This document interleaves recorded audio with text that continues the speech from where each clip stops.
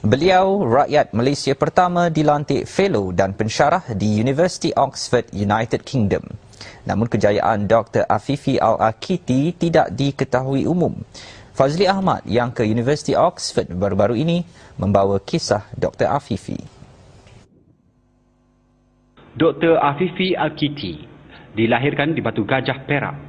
Walaupun kejayaan beliau sesuatu yang cukup besar kepada dunia pendidikan Islam dan imej negara, tetapi ramai tidak mengenali beliau. Hakikatnya kejayaan diraih beliau patut dikagumi dan dicontohi. Beliau adalah anak Melayu pertama dilantik menjadi fellow dan tenaga pengajar di universiti berusia 914 tahun ini. Lebih menarik latar belakang pendidikan. Beliau sebelum melangkah pusat ilmu termasyhur ini bukan seperti ilmuwan lain.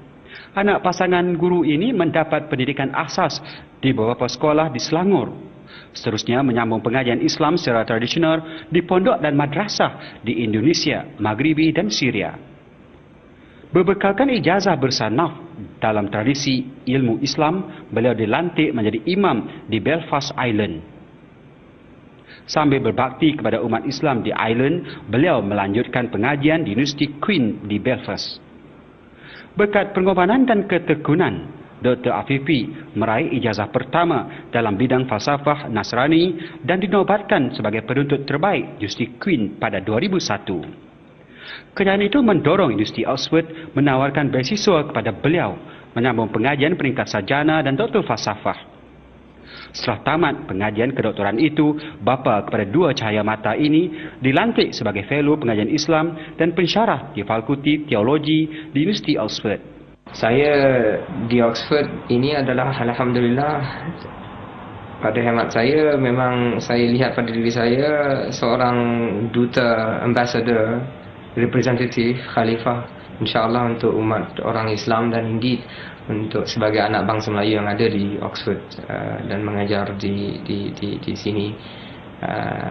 I consider myself to be an ambassador of our people, an ambassador of the Nusantara, dan ini adalah satu anugerah dan berkat yang Allah Subhanahu Wa Taala.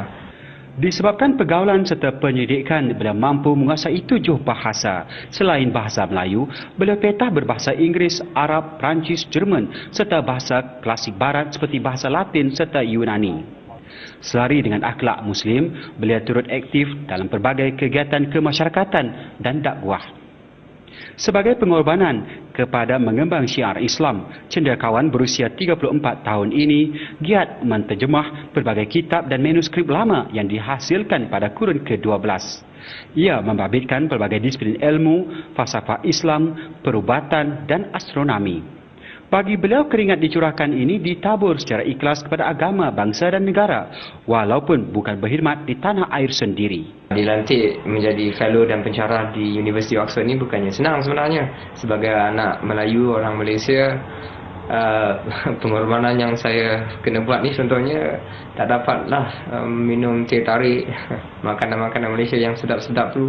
Mungkin ini bukan pengorbanan yang besar, tapi pengorbanan juga tu.